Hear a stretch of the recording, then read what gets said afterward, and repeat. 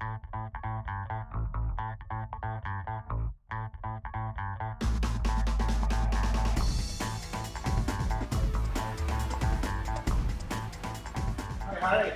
Martin, how are you? I'm good, how are you? Yeah, very well, thank you. Excellent. How's things? Oh, good, my friend. Oh, good to see you. Good to see you too.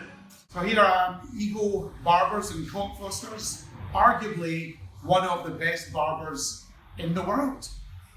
Why do I know that? Well, as I talk about many times when I'm presenting, they have nearly 250,000 followers on Instagram, and they've taken their brand of barbering around the world, delivering training in countries all over the world, from South America to North America to Asia. Quite a phenomenon. And I wanted to come here today to talk to Harry, who is the head barber and founder of the business, to find out what's made them so successful.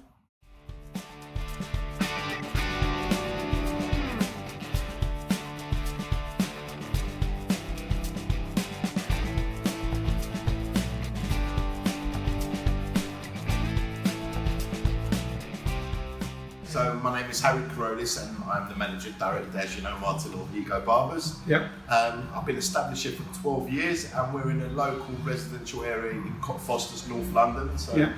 I would say the suburbs. We started 12 years ago. I would say I took over the shop, started it from scratch in the last recession. Right. Literally opened the doors where everything was closed around the area, so the area was still building up. And then we started from there, just cutting local customers and trying to make a business. And you live nearby, don't you? Do you live in Potter's Bar? Is that right? Bar, yes. So what do you make of the area around here at Cockfosters? It's got a mixture of clientele. So you know, you have your conservative clients, you know, which are quite conservative. Then you have your I would say the name suits the area. It's a very, you know, you have your flash cars, you have your Lamborghinis, you have your Ferraris, and then you have your, you know, it's a mixture. I think it's a great area. You get a few footballers coming in here as well, don't you? Yeah, we get the Arsenal and Tottenham players that come in, which is not a bad thing at all. These guys like to get their hair cut fairly regularly.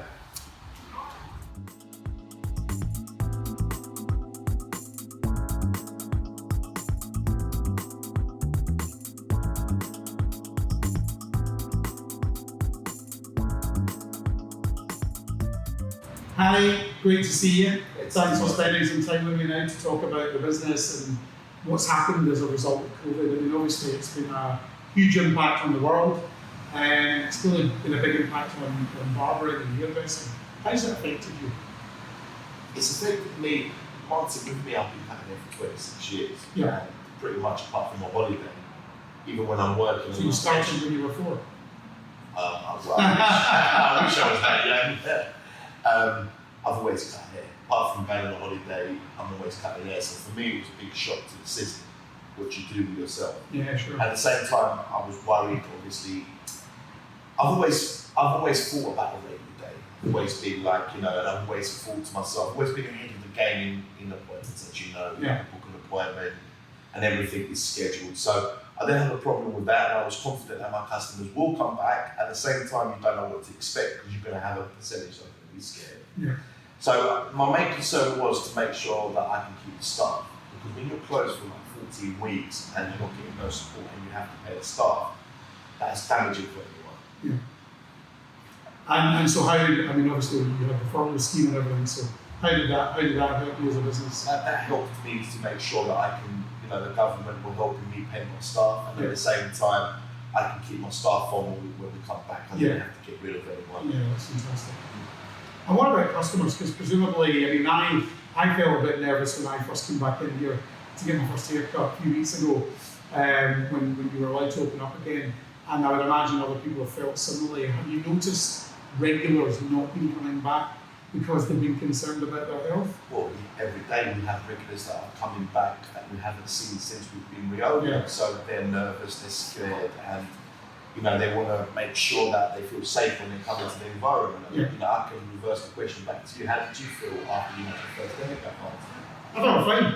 I mean, I did. I genuinely felt fine, but I was a bit nervous.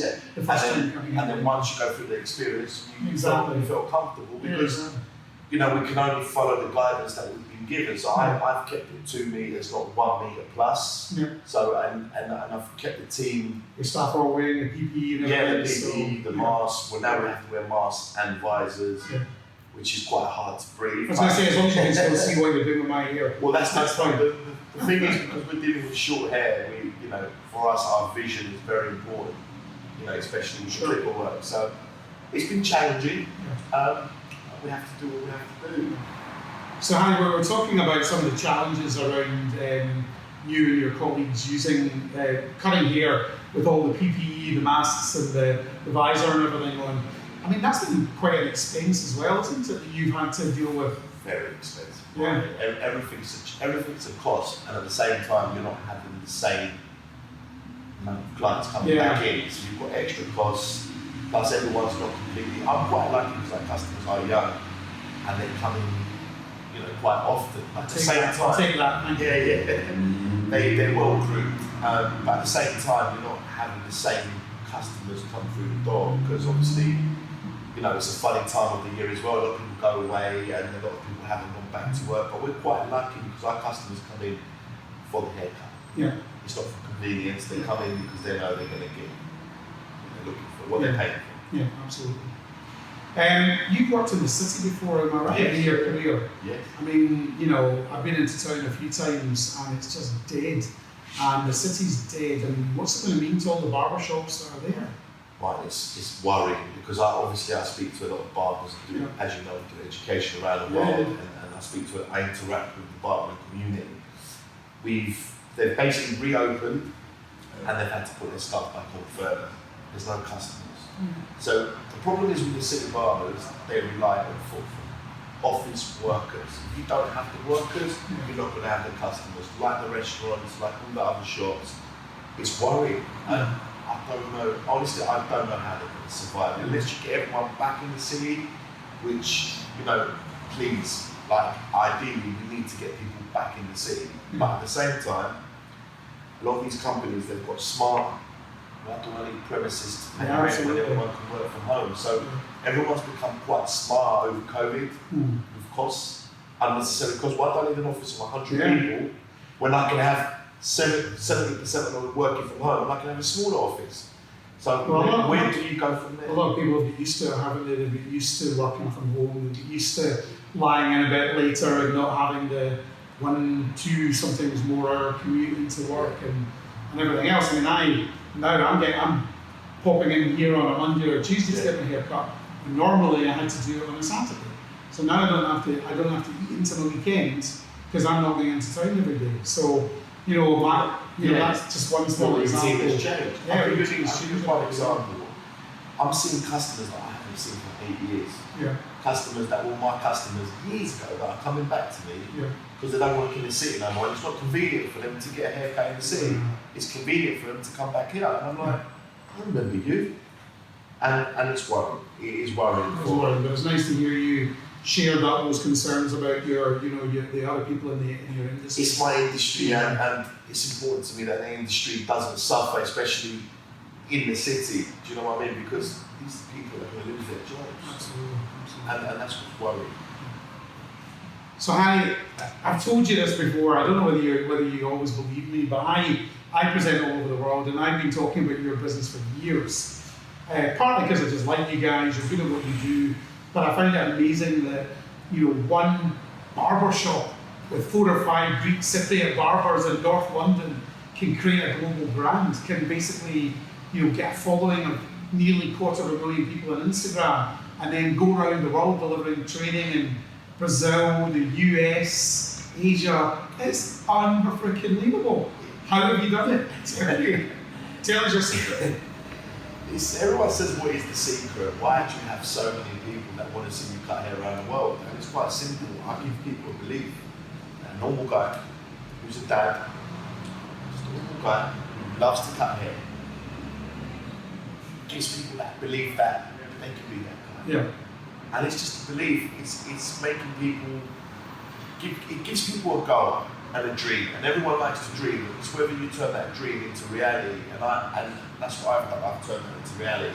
It's been a long road. It's not been easy, but I just love what I do. I love my environment. I love cutting hair.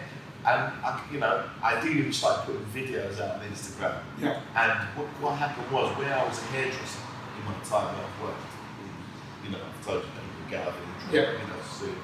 A lot of the barbers hadn't seen a barber use scissors.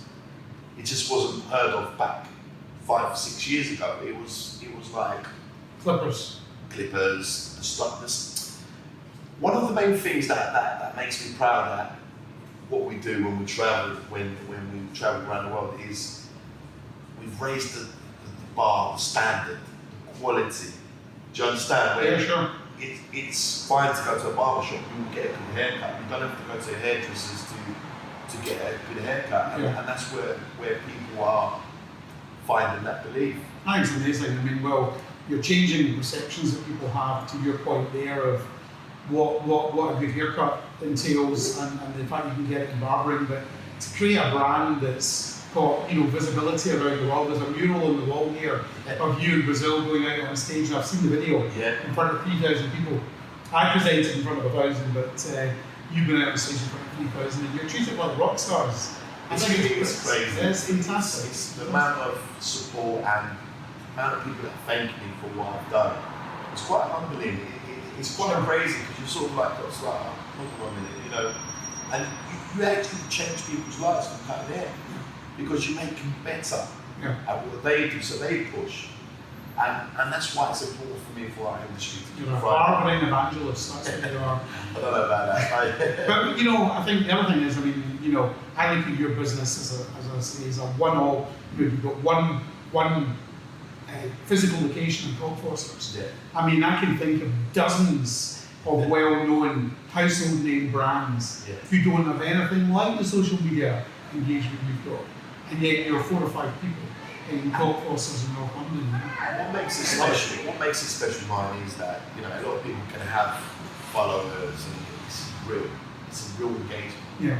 So those people that you're seeing are real people, and that's what it's about. It's having a real engagement and touching people from around the world that want to see you cut hair. And I think you hit the nail on the head there. It is all about engagement. Yeah. It is, and I think that's what you've been able to do so effectively. Tell me something. What's the reaction when you go to Brazil and the US and all these countries? What's it like?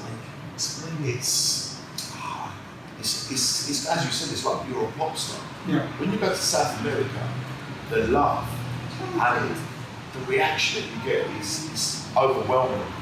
I don't know how to describe it. The feeling's like, wow, you get blown away every time. Like in America, they love us as well. In America, they buy into everything that we do because they believe in what you're doing. It's going to help them be, because in America they want to be the best. Yeah. And they don't mind paying to be the best. But at the same time, it's not just learning to cut hair. They want to get to know you, what you're thinking, and that's what's quite humbling is I've made so many friends around the world that I wouldn't dream of. And I can say some of my best friends are in America. And South America, the thing is they come from poverty. So to them, when they buy that ticket, they've saved all year to come and see you. So if I'm going to go to this event, I'm going to make sure I'm going to try and give them my time, even when I'm on stage or off stage, because I know how much it means to them. And I think that's what people love about me, is that I give them my time. I'm not this, I'm this big celebrity hairdresser. I treat people the same, so we stay on the same level. Yeah. And I'm never trying to be that I'm above you, and that's what works with people. So that's why they would say I am the people's barber as well. So, yeah. You could maybe be the president's barber one day. Well, you haven't ever dropped him an email, have you? The Donald and offered him your services. Well, funny enough, the guy that I trained with, Lena, Daniel Gavin, he cuts Cameron's hair. Oh, really? Yeah. So and at the same time, he flies out and does Trump and his wife. Seriously? Yeah. And this is the guy that I trained with. I'm very close with him, and I learned a lot from this guy as well. And so I've always said to him, if you ever get Boris, give me a shout. Tell me something. I mean, given that you've created a global brand and you're delivering training all over the world now, have you also thought about creating your own products? Yeah, we're in the pipeline. This is, you know, I work closely with a company who distributes all the hairdressing industry, so that's in the pipeline. Right. Obviously, with COVID, everything was going to happen, but now with COVID, we have, as with education, we have to wait until we can start flying and interacting and doing what we're doing with the brand. Because if I can't fly, I can only do what I do here. Sure. And true, but then again, you know, you've already got that notoriety. Yeah. You've already got that following. Yeah. And you know, it wouldn't be that hard to, if you had a range of products, to put them online, make them available, either through your own website or a platform like downyourhighstreet.com. Well, we've got something special in the pipeline, which is going to be built purely through social. So it's going to be not just education, but it's going to be the whole lifestyle where you're going to buy into it. Do you know what I mean? And it's not just going to be. I've already bought into it, Harry. It's going to be a whole lifestyle put into one on how everything works and how it ticks. And I look forward to seeing hearing more about that. Yeah, that's in the pipeline. Tell me something. If you were to give advice to other smaller businesses about social media, you know, given what you've been able to achieve, what would you say to them? See, with social media, the most important thing what people like to see is not just you cutting hair and taking a photo of a haircut. You know what I mean? Because obviously you can work towards being. Everyone's different. Everyone has their specialty in what they do. Just show them a bit of you. Show them what you know, what the team's about, what you're about. Because people are quite nosy. They like to see what's happening in people's life without giving up too much of your personal, but interacting with. They want to get to know you. Yeah, and I think that's what you want to do. You want to show the lifestyle that you guys are living, and you know, I can't. It's a difficult one to say to be like, because Ego's quite special. What we've done here, you know, you can see from Alex, he's a character. So when you put him on a story, he's just great to look at anyway. Do you know what I mean? So everyone's got their own, you know, everyone's got their own. You have someone, for example, like Stell, or you have someone like the young boy Adam. You know, everyone comes into the brand. They've got their own personality. Yeah, and that's what people want to see. They want to see more than just a haircut. And that's what it comes down to. Would you open any other physical outlets or?